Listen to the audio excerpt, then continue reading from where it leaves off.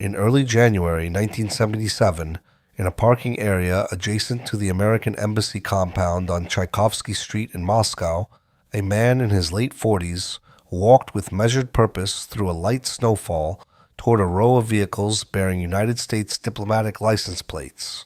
The temperature was several degrees below freezing. The man wore a heavy winter coat, a dark wool hat pulled low over his forehead, and leather gloves that he did not remove as he moved between the parked cars. To any observer on the street, and there were always observers near the American Embassy compound in Moscow in 1977, KGB surveillance officers stationed in plain clothes as a matter of unbroken routine. He might have appeared to be cutting through the lot on his way to some ordinary destination. Moscow, in January 1977, was a city that had learned, over 6 decades of Soviet governance, to keep its thoughts to itself.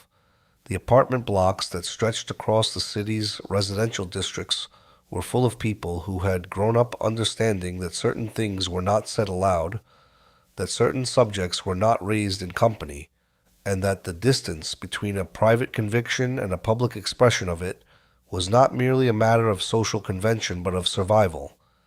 The system that governed their lives had refined its instruments of observation and control across those 6 decades into something that was, for most citizens on most days, invisible in the way that any ambient feature of the environment eventually becomes invisible, present, inescapable, and no longer consciously registered. For the man walking through the parking lot on Tchaikovsky Street that January morning, the invisibility of the system's surveillance was something he had thought about more carefully than most. Instead, he stopped beside one of the vehicles.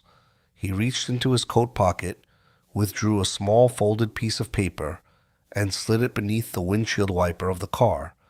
He smoothed it down against the cold glass, turned, and continued walking without looking back.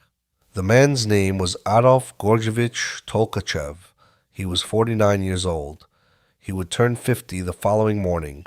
He worked as a senior research engineer at the Phazotron Scientific Research Institute in northwestern Moscow, a facility whose official function was the development of airborne radar systems for Soviet military aircraft. He had a wife named Natasha and a teenage son named Oleg. He lived with them in a standard concrete residential apartment block, approximately 3 kilometers from where he was now walking away through the falling snow. He had no previous contact with Western intelligence services. He had never traveled abroad. He had no documented connections to Soviet dissident networks or to any known underground organization. He was, by every external measure, an unremarkable Soviet defense industry professional of middle years and comfortable professional standing, the kind of man who attracted no particular attention in the system he had navigated with steady competence for more than 2 decades. What he had done in placing that note, tucking it beneath the windshield wiper of a vehicle belonging to the Central Intelligence Agency's Moscow station, was an act that carried a penalty of death under Soviet law. Article 64 of the Criminal Code of the Russian Soviet Federated Socialist Republic classified treason by a citizen of the USSR as punishable by death. Tolkachev knew this. He had known it when he wrote the note, folded it carefully, placed it in his coat pocket that morning, and walked from his apartment through the cold streets of Moscow to the embassy compound on Tchaikovsky Street. He had known it for some time before that, in the months and perhaps years during which he had been working toward this moment. The note, written in Russian in Tolkachev's careful technical hand, introduced him as a Soviet defense industry engineer wishing to provide information of value to American intelligence. It offered a proposition that was, at its core, extraordinary: that he had access to classified military research, that he was prepared to share it, and that he could be reached through a series of procedures he outlined in brief. It gave no name. It gave no employer. It provided only what its author believed was sufficient to establish his credentials as a genuine volunteer source rather than a provocation, staged by the Committee for State Security, the KGB. At the CIA's Moscow station, the note was treated with immediate and well-founded suspicion. If you're drawn to the hidden machinery of Cold War intelligence, the operations that shaped history from the shadows, subscribe and turn on notifications. We document these cases every week, built from declassified records, primary sources, and the lives of the people caught inside them. Now, let's talk about what happened after that note was found. Adolf Tolkachev had been born on January 6, 1927, in Akhtubinsk, a city in what is now Kazakhstan, but was then part of the Kazakh Autonomous Soviet Socialist Republic within the broader Soviet Union. His origins were modest. His father had been a worker of limited means, and Tolkachev's childhood had coincided with some of the most catastrophic events in Soviet history. The forced collectivization campaigns of the late 1920s and early 1930s, designed to seize agricultural production from the peasantry and transfer it to the state, produced famine on an enormous scale and killed millions of people across the Soviet countryside. The Great Terror of 1937 and 1938, in which Stalin's security apparatus arrested and executed somewhere between 680,000 and 750,000 people, within a period of roughly 16 months, reached into every city, every professional sector, every social network in the country. And the Second World War, which the Soviet state called the Great Patriotic War, cost the country approximately 27 million military and civilian lives before it ended in 1945, when Tolkachev was 18 years old. These events shaped the context of Tolkachev's formation and the world he inherited as an adult. But what had shaped him most personally, the thing that would eventually propel him toward a parking lot on Tchaikovsky Street with a folded piece of paper in his coat pocket, was the experience of his wife's family. Natasha, whom he had met and married in the early 1950s while both were working in Moscow, was the daughter of a Soviet official who had been arrested during the purges of the late Stalin period and subsequently executed. Her mother had been sentenced to one of the labor camps that constituted the Gulag, the vast network of penal facilities in which the Soviet state imprisoned, and in many cases worked to death, those it designated as class enemies, saboteurs, or simply inconvenient. Natasha herself had grown up bearing the mark of her parents' fate. In the Soviet system, the family member of an arrested and executed enemy of the state occupied a permanent and precarious position, not automatically imprisoned, but permanently suspect, required to navigate the demands of professional and social life under a shadow of designated unreliability that followed her through every job application, every housing assignment, every encounter with state bureaucracy for the rest of her life. Tolkachev had watched his wife carry this weight across decades of marriage. He had watched the Soviet system operate, at close range, as something that destroyed people his family loved and then continued demanding loyalty from those left behind. According to later CIA analysis of Tolkachev's motivations, based on extensive written exchanges conducted during the years of their operational relationship, exchanges that were later partially declassified and examined by the American journalist David Hoffman in his 2015 book on the case, this family history was central to understanding why he did what he did. He was not motivated primarily by financial gain, though he accepted payment. He was not an ideological convert to capitalist democracy in any simple or declared sense. He was, in the assessment of CIA officers who came to know him well through years of correspondence and periodic contact, a man who had spent decades living inside a system he had come to despise, not in abstract political terms, but in the visceral, specific way of someone who had watched what that system did to people he loved, and who had concluded, over the course of a long and careful deliberation, that this could not be left entirely without consequence. Tolkachev had built a successful career within that same system regardless. He had studied electrical engineering and been drawn into the Soviet defense industry in the early 1950s, a period when the Soviet state was investing at unprecedented scale in military technology in response to the emerging Cold War competition with the United States.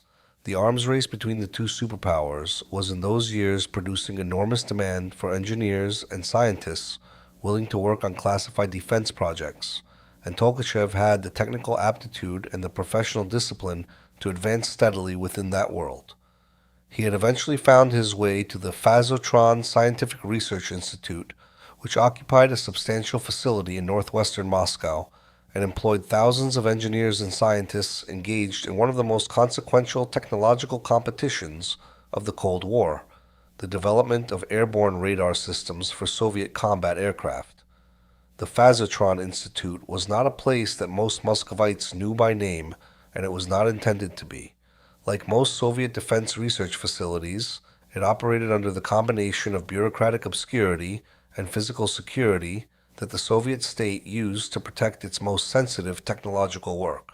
Employees arrived in the morning, worked within facilities that required clearances to enter, ate in secured dining areas, and departed in the evening through checkpoints that monitored what they carried out.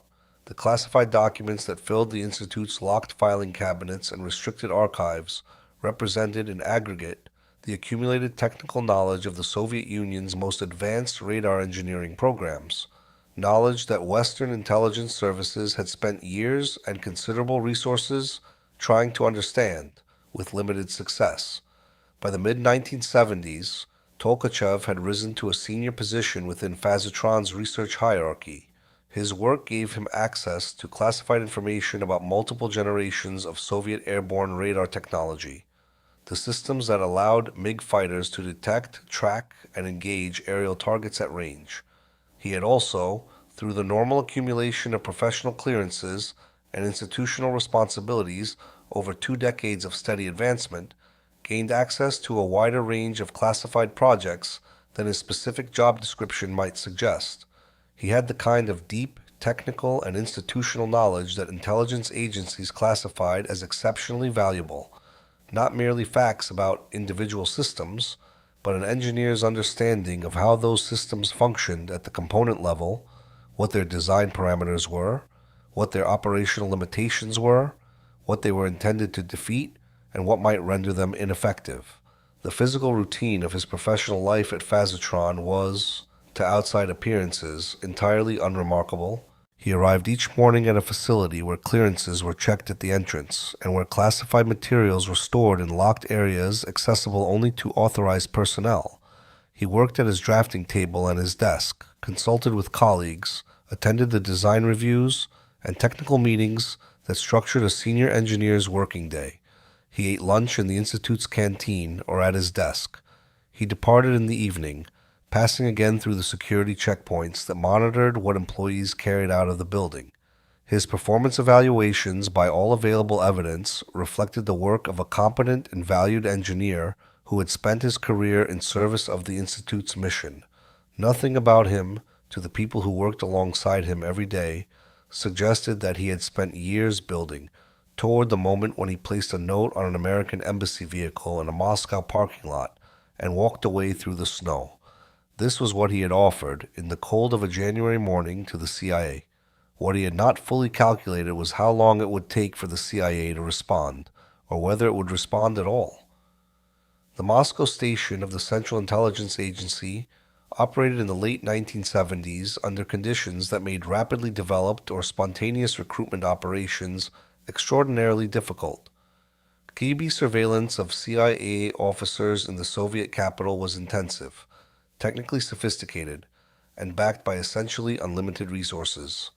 The second chief directorate of the KGB, responsible for domestic counterintelligence, maintained coverage of American embassy personnel that included rotating physical surveillance teams, technical monitoring of embassy communications and facilities, and an extensive network of informants placed in the neighborhoods, restaurants, shops, and transit systems that embassy personnel used in their daily movements around the city.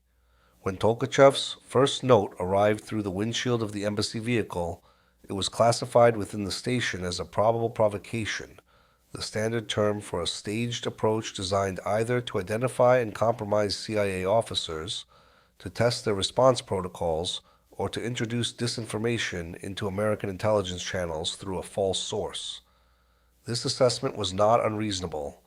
The KGB conducted staged approaches routinely, using either undercover officers posing as volunteer sources or witting Soviet civilians recruited specifically to approach Western intelligence personnel. A Soviet citizen approaching an American embassy vehicle in a parking area and leaving a note offering classified defense information fit a pattern that the CIA had encountered many times in many forms. The consequences of treating a KGB provocation as genuine were severe. At minimum, the exposure of CIA methods and personnel. At worst, the destruction of real intelligence networks through false information fed by the fake source. The institutional culture of the Moscow station, shaped by years of operating under precisely these pressures, was one of deliberate caution. The authentication of a potential source, determining whether a volunteer was genuine or a KGB plant, was a process that routinely took months or longer, and for good reason. For a CIA officer with diplomatic cover, a failed recruitment meant expulsion. For a Soviet citizen identified as a foreign agent, it meant Lefortovo prison and, in all likelihood, a bullet. The decision was made not to respond to the first note. Tolkachev waited. He continued going to the Phazotron facility each morning, arriving at roughly the same time, following the established patterns of his professional life, with the concentration of a man who had decided that his external behavior must reveal nothing unusual. He attended the mandatory political meetings that punctuated Soviet professional life.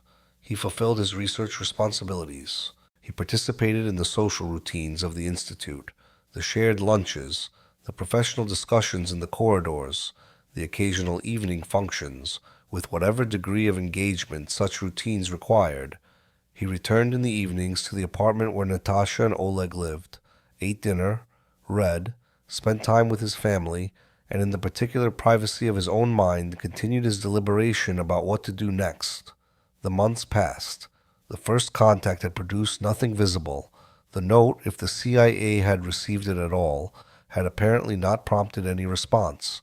In the closed, surveilled world of Moscow in 1977, there was no way for Tolkachev to know whether his approach had been read with interest, dismissed as a provocation, or was under active review somewhere in the American intelligence apparatus he could not see. There was no mechanism by which the CIA could signal its intentions to him. Any such signal, if detected by KGB surveillance, would have exposed him immediately. The silence that followed his first note was simply the operational reality of what he had chosen to do and what it was going to require of him. He waited nearly a year before trying again. In December 1977, approximately 11 months after his first approach, Adolf Tolkachev returned to the vicinity of the American embassy and again placed a note. According to CIA records that were later partially declassified, this second note was substantially more detailed in its description of his credentials and the nature of the information he could provide. It was more specific in the technical claims it made, radar systems cited by their Soviet military designations, classified programs referenced by internal code names used within the Soviet defense establishment, technical parameters that could only have come from someone with genuine insider access or from a KGB operation of exceptional sophistication. Tolkachev had spent nearly a year calculating that specificity was necessary, that a second approach needed to give the CIA the means to distinguish a genuine source from a staged provocation. He had written the note with the care and precision of a man who understood that he might not get a third attempt. This time, the CIA's response was different. The specificity of Tolkachev's second note, the radar system designations, the classified project code names, the level of technical detail, was difficult for professional intelligence analysts to dismiss. A KGB provocation operation would be more likely to use general claims and emotional appeals than the kind of precise technical language Tolkachev had employed, which suggested either genuine access or a Soviet deception operation of greater sophistication and cost than the apparent objective would justify. The station's judgment, supported by assessments from CIA headquarters at Langley in Virginia, was that the note warranted a cautious, deniable initial contact, what the agency called a brush pass, a brief engineered encounter in a public space designed to allow an exchange of material without any extended or observable interaction between the parties. In January 1978, the first genuine contact between Adolf Tolkachev and the Central Intelligence Agency was made on the streets of Moscow. What Tolkachev provided in that initial meeting was sufficient to establish, beyond reasonable professional doubt, that he was exactly what he had claimed to be. What Tolkachev provided in the months and years that followed that first contact would become the subject of classified assessments describing it as among the most operationally and strategically significant intelligence ever produced by a human source during the entire Cold War. The substance of what he had to offer derived directly from his position at Phazotron. The Institute's central mission was the design and development of airborne pulse Doppler radar systems, intended for installation in Soviet combat aircraft. This was not, in the late 1970s, an obscure technical concern. It was one of the central competitions of the Cold War arms race. The United States and the Soviet Union were simultaneously developing the next generations of their combat aircraft, and the radar systems those aircraft carried would determine, to a considerable degree, who held the advantage in any aerial engagement between the two sides' forces. The American military's most acute concern in this area was a specific capability that Soviet engineers were actively pursuing: look-down, shoot-down radar. Older radar designs were limited by a fundamental problem. They could not reliably distinguish a low-flying aircraft from the ground clutter behind it. Aircraft flying at very low altitude could effectively disappear into the radar, return from the Earth's surface. NATO pilots had built their entire low-level penetration doctrine around this limitation. If Soviet engineers solved the look-down problem, that doctrine, and the training of an entire generation of Western pilots built on it, would be rendered inadequate overnight. Phazotron's engineers were developing precisely that solution. The Institute was designing the N019 Rubin, a pulse Doppler fire control radar intended for installation in the MiG-29 that used advanced signal processing to separate moving targets from ground clutter, enabling Soviet pilots to detect and engage low-flying NATO aircraft even when those aircraft were using terrain to mask themselves from conventional radar. For NATO planners, the implications were severe. Countering the Rubin required knowing its exact operating frequencies, its pulse repetition rates, its signal processing algorithms, and the specific methods it used to distinguish targets from background noise. Without that knowledge, American electronic warfare designers were building jamming systems against assumptions. With it, they could engineer countermeasures precisely calibrated to defeat the actual system before it ever entered service. Tolkachev had access to the actual specifications. He had, through his years of work at Phazotron and his position within the Institute's classified research hierarchy, access not only to the Rubin program, but to documentation covering related radar work being conducted for the Su-27 program and for the earlier generation of MiG-23 radar systems that Soviet forces currently operated. He had access to the full continuum of Phazotron's classified research, past, present, and in development, in a way that allowed the CIA not only to understand specific systems, but to understand the trajectory of Soviet radar engineering and anticipate where it was going. The mechanism by which Tolkachev transferred this information was methodical and carried extraordinary personal risk at every iteration. He could not remove classified documents from the Phazotron facility. The Institute's security procedures required that classified materials remain within controlled areas at all times, and the exits were monitored by guards who checked personnel and their belongings. Instead, he photographed them. The CIA provided him, through brush-pass contacts arranged at intervals of weeks or months, with miniature cameras manufactured by the American optical company Tropel. Devices small enough to fit in a coat pocket and capable of photographing document pages rapidly onto rolls of microfilm. He used these cameras within the facility, during periods when he was alone with classified materials or when the configuration of his workspace allowed, working with the disciplined speed of a man who had calculated his available time precisely and who understood that the difference between a successful operation and a rest might be measured in seconds. The rolls of film he produced were transferred to CIA handlers through a system of dead drops, concealed locations in public parks, along transit routes, beneath bridges, inside hollow trees, behind loose bricks, where material could be left and retrieved without any direct contact between the parties. These were supplemented by brush passes, brief, choreographed physical exchanges in crowded transit stations or public spaces, lasting seconds, designed to be indistinguishable from an incidental encounter between strangers. Prearranged signal systems allowed both sides to communicate status, timing, and emergencies through innocuous environmental markers. A chalk mark at a specific location, a particular object placed in a specific way, small signals invisible to anyone who did not know their meaning. The operational security that both sides maintained was, over the course of the relationship, remarkably effective. Tolkachev absorbed and implemented operational protocols with an engineer's precision, treating the mechanics of clandestine tradecraft with the same methodical attention he brought to his professional work. He showed none of the behavioral changes, increased spending, erratic conduct, excessive alcohol consumption, that had historically exposed many intelligence assets. He went to work. He photographed. He transferred material. He returned home.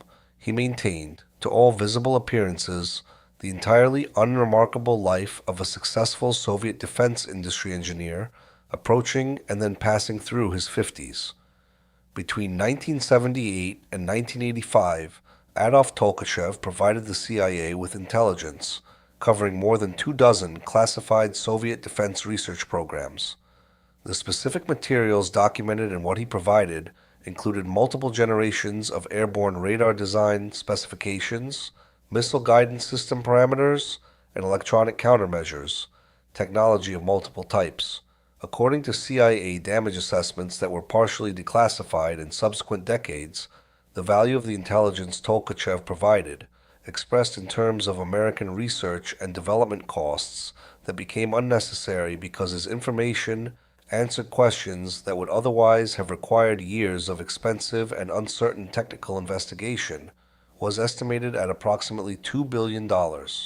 Some analytical estimates placed the figure considerably higher when indirect benefits were included in the calculation. This was not an abstraction. It translated directly into decisions. How to design the electronic warfare systems installed on American fighters, how to train American pilots to evade and defeat Soviet radar, how to calibrate the specific jamming systems that would protect American aircraft in any engagement with Soviet forces.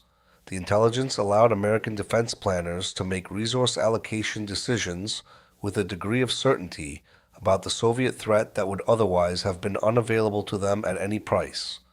The engineers who worked with Tolkachev's material did not know where it had come from. They knew only that the specifications were extraordinary in their precision, and that the work they enabled was of a different quality than anything their institution had been able to produce before. The operational consequences extended beyond the immediate programs. Tolkachev's intelligence gave American analysts a window into the Soviet defense engineering process itself, the priorities, the resource constraints, the timelines, and the specific technical problems that Soviet engineers were working to solve.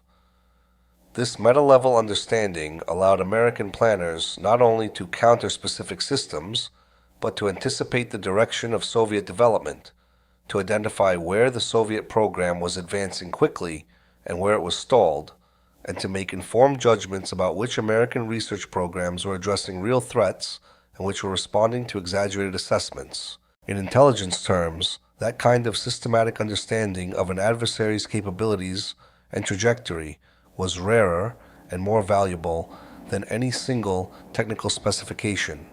The CIA officers who handled Tolkachev over the 7 years of the operation came to know him not only through the classified material he produced, but through the written exchanges that were, in many ways, the most distinctive feature of the entire relationship. Intelligence operations between case officers and assets in hostile operational environments are necessarily impersonal and procedurally constrained. Meetings are brief and choreographed. Communication is minimal and instrumentalized. Every exchange carries risk proportional to its duration and intimacy. But Tolkachev, who was not a professional intelligence officer and who operated for motivations that were deeply personal rather than institutional, used the written communications that formed part of the operational exchange to say things that intelligence files did not normally contain, things that revealed the human being conducting the espionage rather than simply the product he was producing. He wrote about books. his requests for Western literature, works by Russian authors published abroad and suppressed within the Soviet Union, works by Western writers that Soviet censors had declared ideologically impermissible, were among the most consistent features of his communications with the CIA handlers over the years. He asked for Mikhail Bulgakov, whose novel The Master and Margarita circulated in samizdat copies within the Soviet intellectual underground, but could not be purchased openly in a Soviet bookshop. He asked for Western music recordings, particularly jazz, which occupied a complicated and often hostile position in Soviet cultural politics.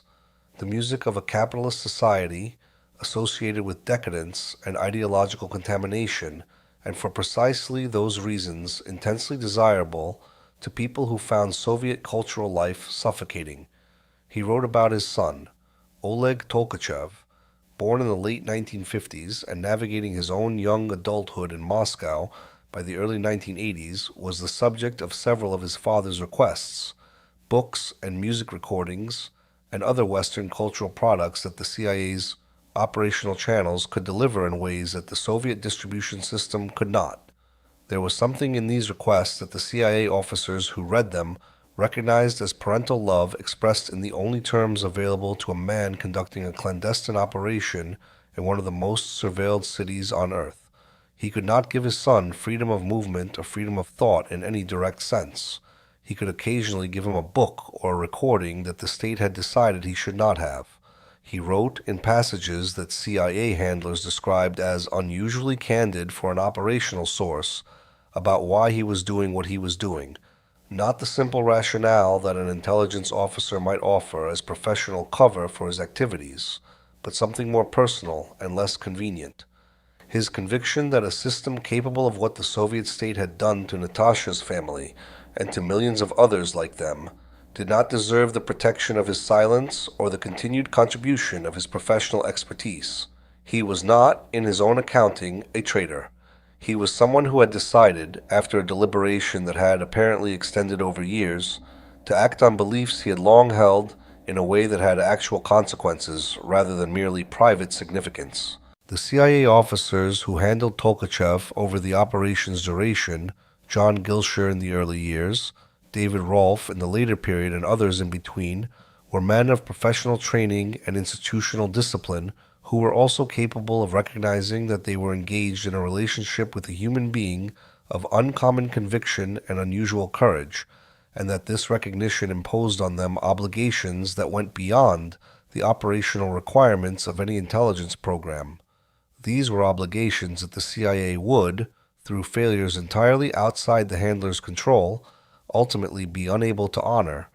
In the early 1980s, as the Tolkachev operation continued to produce intelligence of exceptional value, the CIA was simultaneously engaged in the planning necessary for its long-term management. Operations of this sensitivity and duration required continuity in handling. Officers trained specifically in their protocols and prepared to take over the operational relationship as existing handlers were rotated to new assignments in the normal course of agency career development. Preparing the next generation of officers for the Moscow station's responsibilities was a routine institutional function, though one that, in the Tolkachev case, carried implications that were not fully appreciated at the time. Edward Lee Howard joined the Central Intelligence Agency in 1981 at the age of 29. He held a master's degree in business administration from American University and had served in the Peace Corps in Latin America, and the agency's recruitment process had identified him as a promising candidate for operational work abroad. He was selected for training as a case officer and assigned to the career development program that would prepare him for a posting to Moscow, one of the most demanding and operationally consequential assignments in the entire CIA officer corps. The selection of Howard for this track reflected an institutional judgment, subsequently revealed to be severely mistaken, that he had the character and stability such an assignment required. The preparation for a Moscow posting was intensive and specific. Officers earmarked for the Soviet capital received extensive training in surveillance detection, the techniques of moving through a city in ways that identified and eliminated any physical surveillance, while appearing to any observer to be engaged in entirely ordinary movement. They received training in dead drop operations, brush pass techniques, signal communication systems, emergency protocols, and the particular operational procedures the CIA had developed for the Moscow environment through years of hard experience. They were briefed, in the course of this preparation, on the active operations for which they would eventually carry responsibility. Howard received this briefing. He was told about the Tolkachev operation. He was given sufficient detail to understand its nature, its mechanics, its value, and the identity of the source. A CIA polygraph examination administered in 1983 identified concerns about Howard's honesty regarding past drug use and personal conduct. The investigation that followed produced additional concerning findings about his background and character. In April 1983, the CIA terminated Howard's employment before he had ever served in Moscow or made any contact with the source he had been briefed to eventually handle. Howard's dismissal was, from the CIA's institutional perspective, a necessary decision made on the basis of legitimate concerns. What the CIA's procedures had not adequately addressed was the question of what happened to the specific and profoundly sensitive knowledge that Howard carried after his termination. He had been briefed on active operations. He had been told things whose exposure could result in the deaths of the people they concerned. His security obligations as a former employee continued in principle, but his access to any institutional oversight of what he did with that knowledge did not. Howard returned to civilian life in New Mexico with his wife Mary, eventually settling in Santa Fe. He worked briefly as an economic analyst for the state legislature, a position that bore no resemblance, in its salary, its significance, or its sense of purpose, to the career he had expected to have. According to accounts developed through the FBI's subsequent investigation of him, he drank heavily in the years following his dismissal and expressed bitterness about the CIA's decision in ways that went well beyond ordinary professional disappointment. He spent time, considerable time, according to later testimony from Mary Howard, thinking about what he might do with what he knew. At some point in 1984 or early 1985, Edward Lee Howard made contact with the KGB. The precise timeline and the exact mechanism of that contact were never fully established in public accounts, partly because the communications themselves were not monitored, and partly because Howard maintained, after his eventual defection, that the specifics were his own affair. What is established by the subsequent course of events is that he provided Soviet intelligence with information sufficient to identify Tolkachev as a CIA source, whether Robert Hansen, an FBI special agent assigned to counterintelligence work, who had been selling intelligence to Soviet handlers since 1979, and who had access to some CIA operational information through his counterintelligence responsibilities, also contributed to the compromise has been debated among intelligence historians, though most of the available evidence points to Howard as the primary and likely decisive source of the exposure. The KGB, upon receiving Howard's information, did not move immediately to arrest Tolkachev. The decision to maintain surveillance rather than act at once was operationally rational. An immediate arrest would have allowed the CIA to calculate from the timing which operational knowledge had been exposed and to identify with precision who had provided it. Instead, the KGB placed Tolkachev under intensive surveillance, physical coverage by teams from the Second Chief Directorate, examination of whatever technical evidence could be gathered about his activities at Phazotron, and a systematic effort to map the full mechanics of how the CIA had been operating in Moscow. By watching Tolkachev for weeks or months before acting, the KGB could build a comprehensive case while preserving ambiguity about how the operation had been compromised. Adolf Tolkachev, continuing to photograph classified documents in the relative privacy of his workspace at the Phazotron Institute in the spring of 1985, continued to believe that what he was doing was undetected. The signals and dead drops were functioning. The CIA's Moscow station had detected nothing in his handler's operational environment to suggest surveillance had intensified. The operational picture from the American side appeared stable. It was not stable. The operation's exposure was complete. What remained was only a question of when the KGB would choose to act. On June 9, 1985, Adolf Tolkachev was arrested by officers of the KGB's Second Chief Directorate. He was 58 years old. The precise circumstances of the arrest have been only partially reconstructed in public accounts. What is documented is that KGB officers approached Tolkachev at or near the Phazotron facility.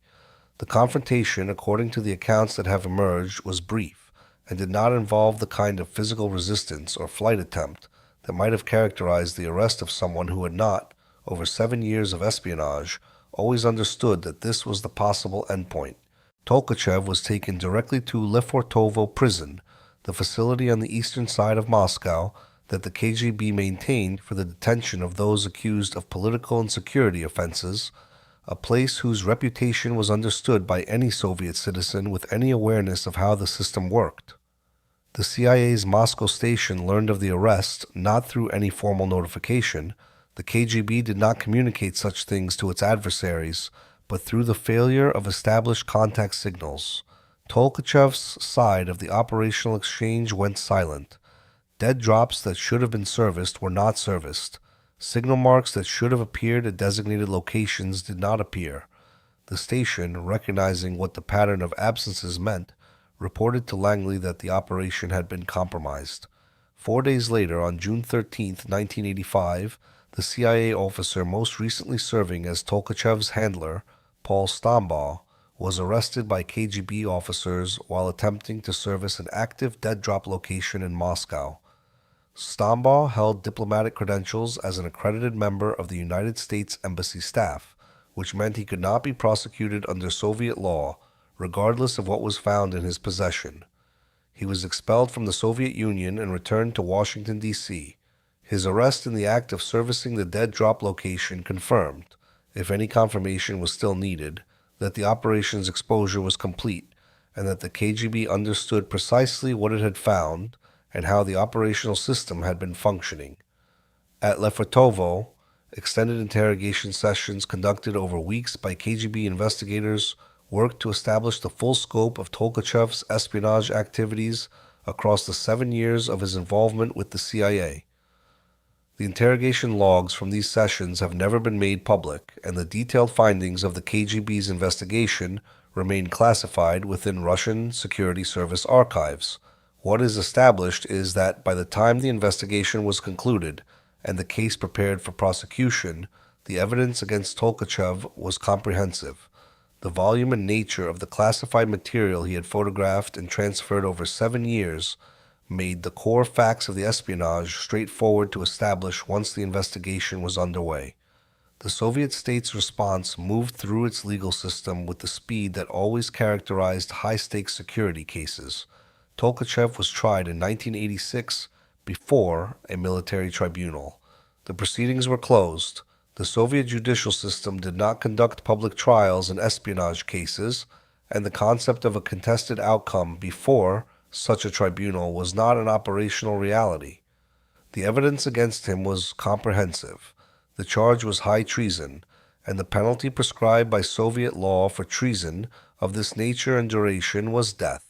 On September 24, 1986, Adolf Tolkachev was executed at Lefortovo prison. He was 59 years old. The method of execution in KGB political cases was a single gunshot to the back of the head, administered by an officer of the security service in a designated room within the prison complex.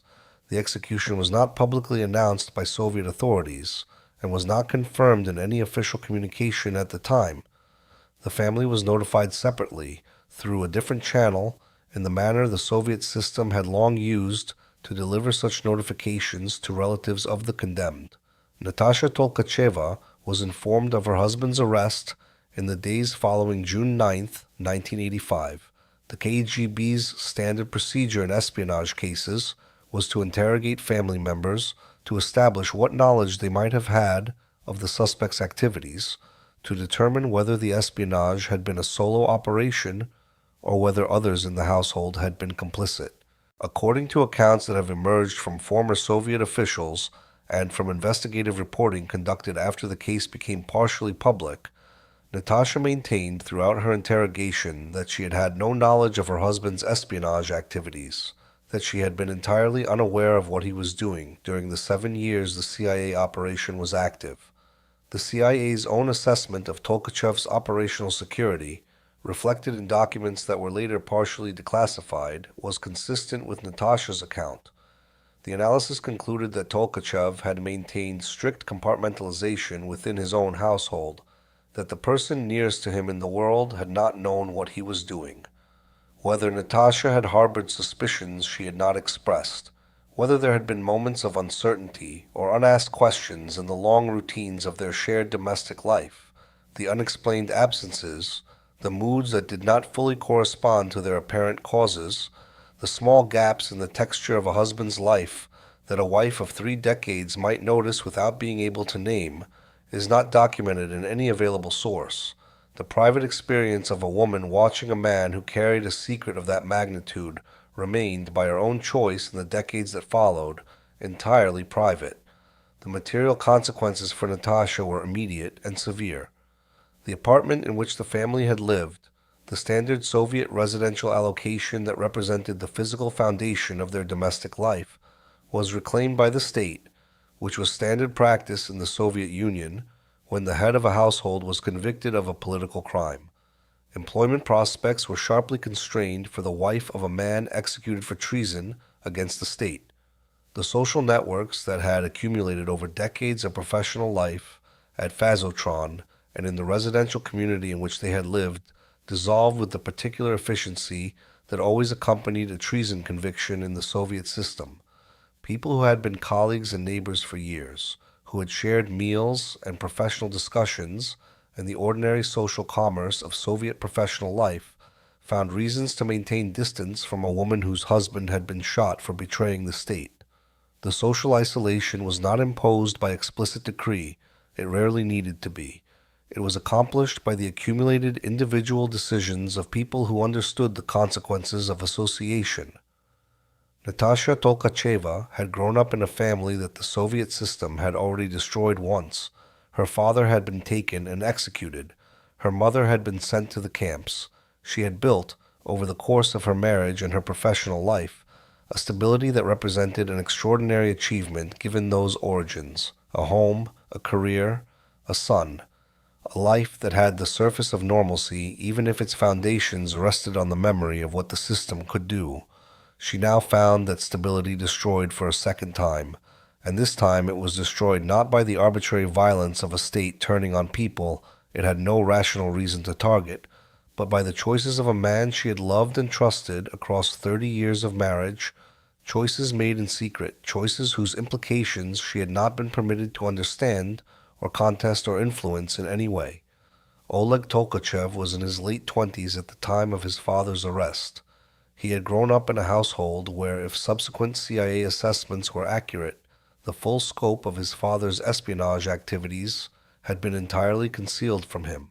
The Western books and music that had reached him through his father's requests to CIA handlers, items that arrived through whatever explanations his father offered, explanations Oleg had presumably accepted without pressing for their source, had been among the ordinary features of his adolescence and early adulthood, distinguishable from those of his peers not in any obvious way, but in the occasional presence of cultural products that should not, strictly speaking, have been available.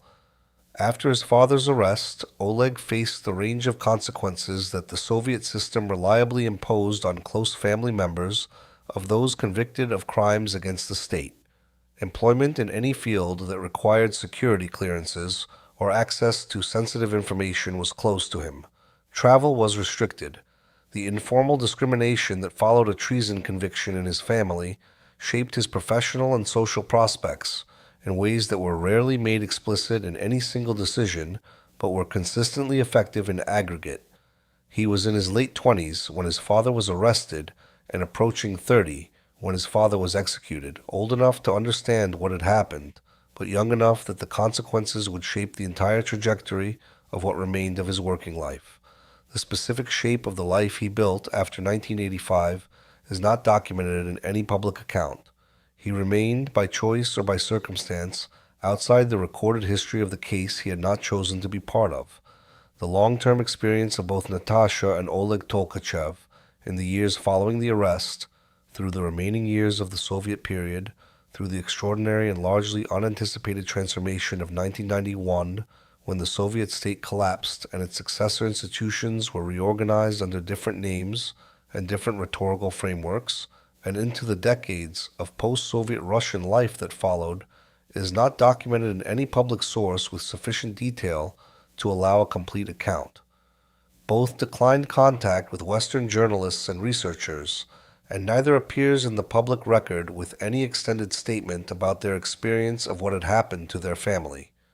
What can be said is that neither the Russian state nor the FSB, the KGB's principal successor organization, made any move toward the kind of formal rehabilitation that some other Soviet-era cases eventually received.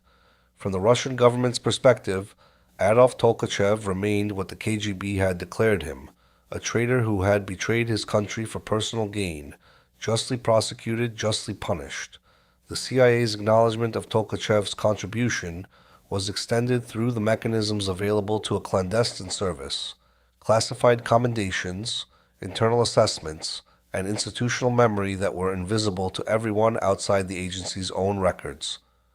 Decades later, when portions of the operational file were declassified under American Freedom of Information procedures, and when David Hoffman's reporting made the details of the case more widely known to a general audience, that recognition became public.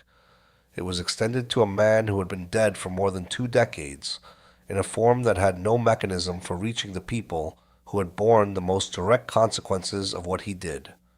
In the United States, the exposure of the Tolkachev operation and the simultaneous identification of Edward Lee Howard as the likely source of the compromise produced consequences of their own.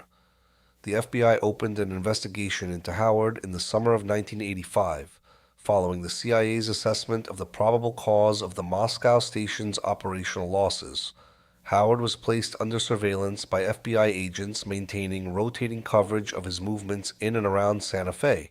The surveillance produced observations consistent with someone who was aware he might be watched, driving routes that incorporated counter-surveillance patterns, stopping in locations that had the characteristics of dead drop sites, conducting himself in ways that FBI analysts assessed as consistent with someone managing an ongoing intelligence relationship rather than merely living his life.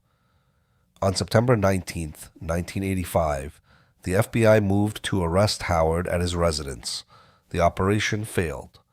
Howard had prepared for exactly this possibility, using a technique drawn directly from his CIA training. As his wife Mary drove their car along a prearranged route, Howard used a collapsible device, what CIA training programs called a jack-in-the-box, a figure that could spring upright in the passenger seat after he had exited the moving vehicle, to create the appearance of 2 occupants for long enough that the FBI surveillance team following the car did not immediately recognize that he was no longer in it. Howard exited the vehicle at a prearranged point, disappeared into the train, and was gone before FBI agents realized what had happened. He had defected. Using travel arrangements he had evidently made well in advance, Howard exited the United States through means that law enforcement did not immediately identify and eventually reached the Soviet Union, where he settled in Moscow and received the asylum and the material privileges that the KGB extended to defectors whose intelligence value justified the investment. He would remain in Moscow for the rest of his life, living in a city he had been trained to operate in but had never actually served in a country whose system he had chosen over his own. In the years that followed, Howard gave occasional interviews in which he maintained that the CIA's treatment of him had been unjust and that his defection had been effectively forced upon him by circumstances he had not created. He published a memoir. He presented himself consistently as someone who had acted in response to wrongs done to him, a portrait of himself as a victim rather than perpetrator. Whether he ever acknowledged in any documented statement made public before or after his death the specific relationship between his decision and Adolf Tolkachev's execution is not recorded in any source that has been made available. Howard died in Moscow in July 2002 at the age of 50, reportedly from injuries sustained in a fall at his apartment. Russian authorities recorded the cause of death as accidental. He had spent the last 17 years of his life in a country that had undergone, in the intervening years, a transformation so complete that the Soviet Union he had defected to no longer existed. The KGB that had received his information had been dissolved and reconstituted under different names. The ideology in whose service he had effectively acted had been formally abandoned by the state that had promoted it. The city he had trained to operate in as a CIA officer, and in which he had lived instead as a defector, had itself changed enormously around him, its streets, its shops, its social fabric transformed by the collapse of the system that had made Moscow what it was when he arrived. His usefulness to Soviet intelligence diminished rapidly as the specific operational knowledge he carried grew stale. The sources he had exposed were either dead, imprisoned, or long ago removed from any sensitive position. The CIA's protocols he had revealed were changed. The officers he had identified were rotated or retired. What he had provided in 1984 and 1985 had enormous immediate value. By the mid-1990s, he was largely a historical artifact, maintained in reasonable comfort in Moscow in the way that defectors of diminishing relevance are typically maintained, not discarded, but no longer important. He died as a person of no particular consequence to either the country he had left or the country that had received him, a figure from a chapter of history that the surrounding world had moved past without resolving the fundamental questions he embodied. The CIA's comprehensive damage assessment of the Tolkachev operation, conducted in the second half of 1985 and into 1986, attempted to quantify both what had been gained during the 7 years of productive collection and what had been lost through the compromise. The assessment's classified findings were never fully released, but the portions that became available through subsequent declassification and through the reporting that followed told the essential story. The intelligence Tolkachev had provided was assessed as having been operationally accurate and of historic strategic value. The radar specifications he had photographed were genuine. The performance parameters he had documented were real. The look-down, shoot-down capabilities of the N019 Rubin that he had described in technical detail, the capabilities that most concerned NATO planners and that American electronic warfare designers most urgently needed to understand, were confirmed by subsequent collection and eventually by the observable performance of the MiG-29 after it entered Soviet service in the mid-1980s. American electronic warfare systems built against Tolkachev's specifications had been built against actual data rather than estimates. American pilots who had trained against Soviet radar threat parameters had trained against the real thing.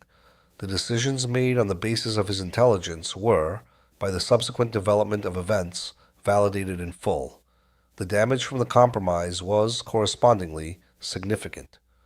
The KGB's successful identification and arrest of Tolkachev allowed Soviet intelligence not only to end the operation but to analyze, with the benefit of Tolkachev's interrogation and the physical evidence of how the operational system had functioned, a detailed picture of CIA methods and tradecraft in Moscow.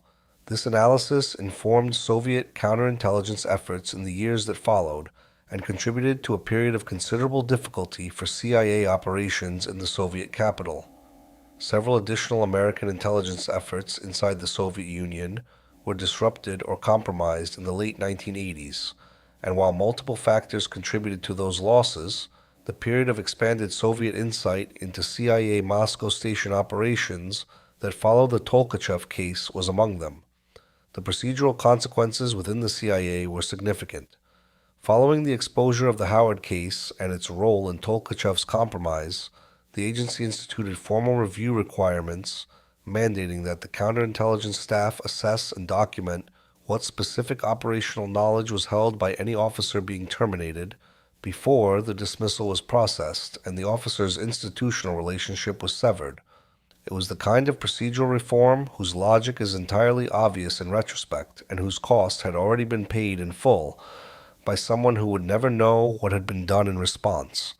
The Tolkachev case entered the institutional memory of the Central Intelligence Agency, carrying the weight of both its extraordinary success and its catastrophic failure, and the two could not be separated from each other, because they were products of the same operation, managed by the same institution, and ultimately destroyed by the same institutional failure to protect what the operation required. David Rolfe, who had served as Tolkachev's handler during part of the operation and who later spoke to David Hoffman during his reporting on the case, reflected on the particular moral texture of what it meant to run a human source in a hostile environment over years. Tolkachev had made his choice with full awareness of the risk. He had articulated in the letters he wrote to his handlers a clear understanding of what he was doing and why. That understanding, and the courage it implied, did not transfer the moral weight of his death to the men who had handled him, but it did not release the institution they served from the weight of having failed to protect someone who had trusted it. Running a human source in Moscow was not an abstract exercise in intelligence collection. It was a relationship with a person who was risking his life in the confidence that the people asking him to take that risk would not make it worse through their own carelessness.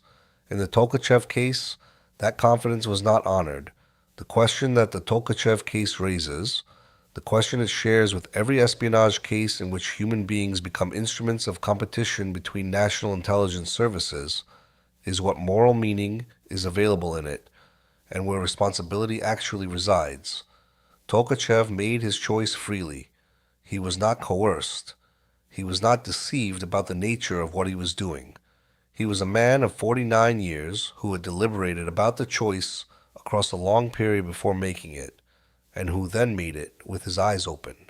He bore full responsibility for the decision in the strict sense that the decision was entirely his own, but he made that decision within a world structured by a Cold War competition between two systems, within a Soviet state that had demonstrated across decades its willingness to destroy individuals and families in service of its own perpetuation, and within an American intelligence system that was skilled at identifying and encouraging motivated volunteers, but institutionally limited in its ability to protect them from the consequences of its own errors. The individual choice and the systemic context were not separable. They shaped each other.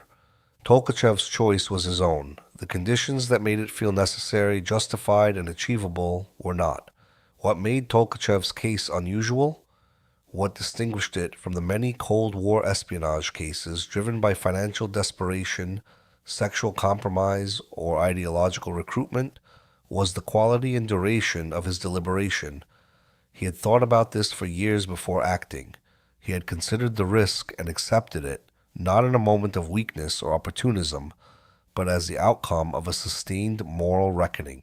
The CIA's operational files and the letters preserved within them suggest a man who understood exactly what he was doing and who had decided that the alternative, continuing to contribute his professional expertise to a system he held responsible for specific personal crimes, was a choice he could not make.